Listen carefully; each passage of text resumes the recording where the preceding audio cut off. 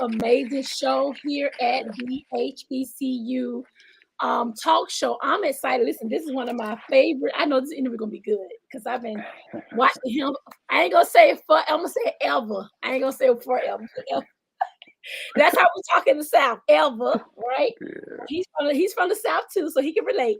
But I want to introduce guys. Listen, he all things. He's an actor. He's a producer. He's a writer. He's a mentor. He's a director. He got a lot going on. And I want to go ahead. Y'all know him because we all watch the Oval. In the Oval, his name is Richard. And so let's go ahead and bring him on to the show. Welcome to HBCU Talk Show. Hey, Richard. Thank you too. Hey, what's up? What's up, everybody? Happy holidays, everybody. Y'all keep safe out there. I know you get that all the time. You be at the store like, hey, Richard, do you speak to people? Yeah. It depends if I want to play a little game with them, because sometimes I do play. Sometimes, I've had conversations where people come up and they're like, you look like, I say, I'm not. And like, no, but I say, no, I'm sorry. I get that all the time. I understand. And then, but that bewildered look on their face, like, it's gotta be you. I was like, no, it's not me. And then you get the ones that are so shocked that it could be you, but they don't believe it. They don't believe it, right? They don't believe it. It's like, can't be you. Now you look, how they can't be. And then you get people to look you up, and then they follow you around the store or something, but you see them on the phone Googling. Right. So sometimes I have fun with it sometimes, yeah. Well, I think I seen you maybe like a year and a half ago. You had to be in public somewhere. I said, that's the Oval. I wouldn't, I'm not that, because I see, celebrities all the time with HBCU, but I wouldn't go like blow you down now. But I was like, that's the guy. I told I said, I promise you that's him. I promise you that's him. You tell him, I was like, that's him. We get that a lot.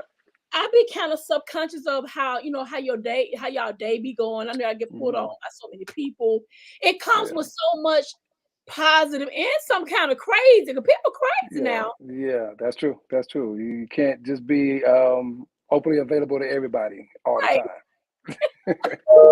So we got this weekend going on. It's so much. You got a lot going on this weekend. We're celebrating the Peachtree Village International Film Festival. Is going to kick off December the 6th through the 9th in Atlanta, Georgia. And you one of the people that's doing some big stuff. You and I think Lamont, y'all doing this workshop, right? Yeah. My good brother Lamont Rucker, who I've known probably a couple of decades. Who, we know what it's like to start from the bottom, and now we're here. So we're gonna bring all of that experience, all of that knowledge and wisdom to the workshop, along with techniques and craft. This industry, just learning what this industry is. A lot of people want to get in it, but really don't know what they're getting into or what they're asking for until it's too late sometimes. What I love about you, what makes you different from most actors, is that you're teaching these classes. I see all your classes. You got a lot of classes you're teaching, and you really are giving back. Like, because you could be like, man, listen, I'm making my money. Y'all figure it out on your own. But to see you bust out these classes and you in your element, this is good for us. Like, we need experts to teach us. So yeah. I mean, because I come from South Carolina, so Anderson, South Carolina, which is also the birthplace, hometown of our late great Chadwick Boseman, who was our Black Panther. Right. We were real close friends, but coming from that community, it wasn't really a community that nourished this or cultivated this in me. But what I'm doing today was not really created in South Carolina, in the hometown. It was really something that I got outside of that community, which is sad, because there's a lot of raisins in the sun, so to speak, dreams deferred, that are lying there in that community, who are just as talented as a Chadwick Boseman or Javon Johnson, who just don't have a way or a means or guidance to really have an opportunity to navigate into pursuing their dreams. Some of them don't even have permission to dream, because sometimes we get caught in the limitations of our community, and sometimes we can't think beyond what we see around us. And so you don't see a lot of celebrity actors, poets, and all these people in the community down the street, around the block. So you only see people going into textile, automotive industry, nursing. That's what you see. So that becomes the compass for, hey, that's what I'm going to do. So part of what I do is to kind of offset that for people to know that, part of that giving back and teaching and educating, one, primarily, is to give people permission to dream and know that your dream is worthwhile. If it's something you really want to do, you can pursue it, and then it becomes about how do you prepare to pursue that dream? How do you develop your God-given talents? How do you give yourself enough knowledge to give yourself the best opportunity to survive it and not get taken advantage of as much? Because sometimes the business is what it is. You know what I'm saying? You're gonna get the bad with the good. You know what I mean? But you got to learn all that. You know what I mean? You're definitely in a cutthroat business. I will say that. I mean, I've been around it. I'm not in it, but I've been around it to see enough. I'm like, I'm good over here, me. And I'll say this. What was your beginning? Like, how did you know you was gonna be this? The I man that didn't know. I didn't, like I said, I was coming from Anderson, South Carolina. I didn't see people like me. I used to look at the TV as a young boy and thought it was another planet on the other side. I didn't think it was something that was tangible or obtainable. It didn't feel like something I was going to ever be a part of. So I never imagined it. I never imagined being on TV or being in a film as a kid. Um, I was a class clown. So a friend of mine was competing at the time in speech and debate tournaments, and one of the categories was duo interpretation, duo acting. So she was doing a scene from Lorraine Hansberry's A Raisin in the Sun with her scene partner, and he dropped out on her mid-competition, mid-season. So she asked me. I don't know anything about acting. I had a personality that she thought, oh, I'm like, yeah, I could do this. I'm got a good personality. Let me do it. And I started competing with her, being her scene partner, who's doing Beneath and Asagai, if you know the play, one of our classics. But we got judged on separate scorecards, and I started to see how she was getting very high marks, and I was getting very low marks, and I began to see how I was disappointing her because she was used to being very competitive, and I didn't know what to do about it. So one night I was watching The Color Purple, and I was watching Danny Glover as Mister, and I looked at what he was doing. I didn't know what he was doing, but whatever he was doing, I said to myself, I got to do it that way. I don't know. When I think about it now, I don't know what I was saying. I just knew that whatever it was he was fully giving himself over to, for me, that resonated as, oh, I got to fully give myself over to this Asagai character in that way without having any context of training or craft or any of that. And so when I made that mental switch, long story short, we were state runner-up that year, and the next year we won the state championship. But even then, I didn't know it was a gift that was given to me. I didn't recognize it as a talent. I just recognized it as something I was doing for a friend. Right. And we just happened to win these big trophies. But I wasn't thinking, oh, now I'm going to go off and be an actor, because again, that wasn't the mindset of the people in my community. I wasn't even thinking about going to college. That happened because my high school choir director made me go. Right. Not because that wasn't what my maternal side of the family did, and that's the family I grew up with. So that was an aspiration. So I've been kind of God driven on this thing, and I just walked by faith with this, and I didn't know what the destination was. I just knew that I was given a voice, and I had to first understand that I was given a voice, and then understand that there was something special about me, and there was a purpose somewhere. And so for me, it was just like, let me just take this ride, because I had no real definite point for my future, other than I'm just exploring this thing and I'm trusting that it's going to take me somewhere. And that's kind of been how I kind of organically and spiritually moved through this journey. Wow. And I've seen a couple of your other interviews, and you talk about the word journey a lot. Yeah. I like that, because a lot of people don't understand the definition of the word journey. So for you to Right.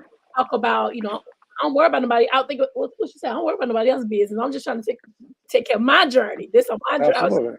That's how I feel. I'll be like, I don't Yeah. care. Whatever y'all got going on, that's y'all. Over here, I'm Absolutely. worried here, because I got a lot going Yeah. on over here. So that's good. Yeah. That's a good way to have, or the good way to to express yourself. What made you decide to accept the job on the Oval? I mean, what was that? I mean, well, first of all, let me say this. Generally speaking, as a teacher, I tell you, don't submit for any job that you're not willing to accept. That's just why put yourself out there as a possibility, a choice, and then choose to know I don't want to do that. You need to say that from the. That's like getting an interview at Burger King, getting hired, and be like, I don't want to work at Burger King. Well, some people are not going to some people are not going to respond well to that, because now you're going to get on their blacklist, their bad list, and it's like you're building a reputation for misrepresenting yourself. So the first thing is that anything I audition for, I'm already accepting the job if it's offered to me. Right. But I had worked with Tyler Perry, obviously, before that point over the years. It's always been a great time, and the Oval was the biggest opportunity at TPS that I had been offered. So to be a series regular on a TV show is always a blessed opportunity, and it's a different level and a different challenge for you as a professional actor to be Right. able to be in that position on a series. So I definitely wanted that challenge. And there's other challenges with TPS beyond that, because TP, he does things the way he does it, and it's not necessarily conventional in terms of what we expect from one production to another. But the pace is extremely fast. The preparation is a little more demanding in terms of keeping up that pace. So there was a lot of challenges that I embraced and look forward to. Of course, with every challenge, there's opportunity for more growth. So I know you did other stuff. What was the other? You did plays with him too, right? No, I actually didn't do any of his plays. I did House of Pain. I did Daddy's Little Girls, That's why I remember and then I did Boo and Medea Halloween. that. Okay, what were Yeah, you in? I promise you, I'm not gonna lie to you. Like Medea yeah, Halloween is everything to me. yeah. I can watch Yeah. it It's hilarious. Yeah, and, yeah, and laugh, laugh, laugh. yeah, What yeah, what yeah. position did you play with that movie? I was the little girls, the lead girls. I can't remember her name. Forgive me. Her dad. I was the pastor That's why you was when a pastor. Medea. Yeah, when Medea busted into That the movie church. was funny. I don't Yeah, care what yeah, to this day, hands down. I yeah, can watch that movie 3 times in one. yeah. Yeah, it was just Yeah, it's hilarious. Funny movie. It really was. absolutely.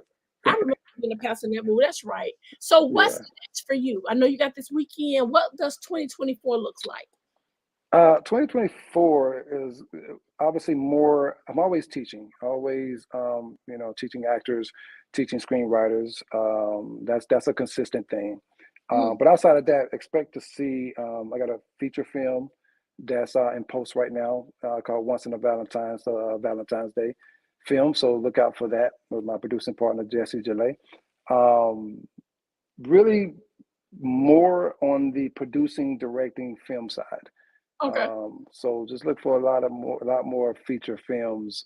We're in pre-production now for another feature film called The Stuttering Preacher, written by my good brother Lee Simon out of LA. So I got a slate of films down the line Right. that we're going to break into. So more directing, more producing, and maybe jumping into some acting in some of those too.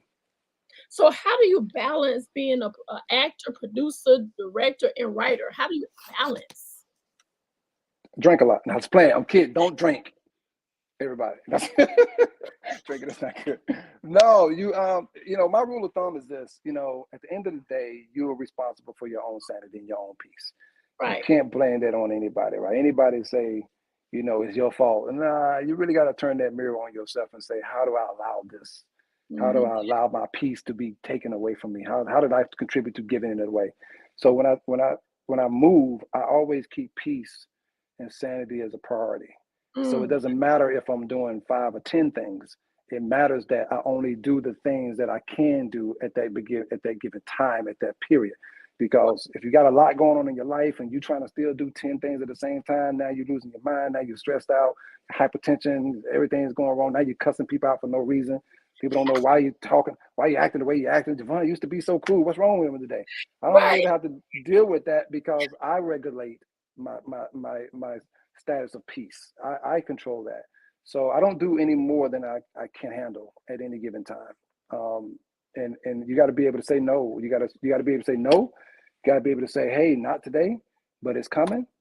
And I'll make sure I take care of myself in regards to that. So that I can continue to do all of these things without losing my mind. Right. Because I'm like, man, when I seen that title, I was like, man, how do he balance that? But the thing Yeah, about it, I feel like when God make you equipped for something, he give you the task for it, he will equip you to do what he has called you to do. I'm a living witness absolutely, to that. So, it's all about absolutely. balancing and making sure you know what to do at that appointed time. So you told me what's next for you this weekend. What will you and Lamar be talking about with the I think it's a scene study workshop? Yeah, What yeah. what does that mean? It's titled a scene study workshop, but trust me, you're just gonna get way more than that. I mean, that's just a part of it. Like I say, you're gonna get decades of experience from two brothers who have been doing it from the mud, getting it from the mud, as they say. Um, so there's just a lot that we're gonna bring to the table, just in terms of just knowing what this is, right? Knowing what it is, because sometimes people wake up and they see it and they're like, "Oh, that's what I want," and then you find out really there's a lot of stuff behind the image that I didn't know. Even the business side of it, representation and materials, and how to get from point A to point B to point C, and all those things that you run around chasing the answers. Well, just come to the workshop and you're going to get a lot of those answers. Wow. Okay, let's talk about HBCU. You went to HBCU, so can you tell them what school did you go to? NC State, South Carolina State University, Bulldog tenacity, baby. Yeah, Orangeburg, South Carolina. Yeah, So you know they got Claflin right next to us, so a little shout out to the people next door. But, so did you play basketball? Did you play football? no, I'm not in college. I played football in high school. I was getting recruited for college ball, but I didn't really like playing football as an idea for college. It wasn't. I like playing it with people I grew up with and hung out with. But once I started going to like these colleges taking a look at me, I was like, I don't really want to do this for the next 4 years, and I had no aspirations of possibly going pro in football, because so that died really quickly. Because I know you're real tall, so I thought you probably would have played basketball. I'm only 6 feet. You're probably real short. I'm sure. I must admit, I'm 5. Yeah, I'm average. I'm 6 feet. So you say 6? I thought you was taller than that. I thought that. Yeah. I just walk high. I just walk tall. I know that's right. This is good. So what did you do in HBCU? What was your takeaway from HBCU? Did you really get the experience for real? Yeah, you know what the thing I love about HBCU, having that experience, is because right after HBCU, I went to a predominantly white graduate institution at the University of Pittsburgh. And there was some other scenarios where I worked with a predominantly white company of people. There's nothing like being in the culture of Black people in education, and just getting full of your people and your culture, and this energy is different. This energy is different on a Black campus. The camaraderie, the connection, just the spiritual connection is just different. And that sustained me as I moved beyond that and start working with people that did not look like me. Because sometimes we get out there and we don't know how to be confident in our Blackness. We don't know how to be properly prideful in our melanin. And sometimes we downplay ourselves because we're just not sure of ourselves. But HBCU for me makes us very sure of who we are, and it's okay. It's okay to know you have a degree and to stand on the hard work you put in, and it's okay to speak when you need to speak, and knowing how to do all those things. So that's the biggest benefit I got of being HBCU. So the last question of today: what will you say to someone who is coming behind you, or what kind of language will you leave a person who wants to be in your shoes? What advice would you give them? The first thing I would do is ask why, because everything from that moment on is going to depend on your answer. Because if you say, man, I want to do what Javon Johnson is doing, or Lamont Rucker is doing, or anybody like that, you can't do it just because we are doing it. You got to do it because you know why you want to do it. And there's nothing wrong with your answer. If you say, man, I just want to be famous. Okay, well, respectfully, every decision you make from now on will be about you just wanting to be famous. Right. You sound like a teacher for real. Right. I'm just saying that's what it is. If you want to do it because it's the only thing you got in your life that gives you a reason, a voice, and you want to use that voice to affect people, then you got every decision you make is about that, which means that's a different route than the person that just wants to be famous.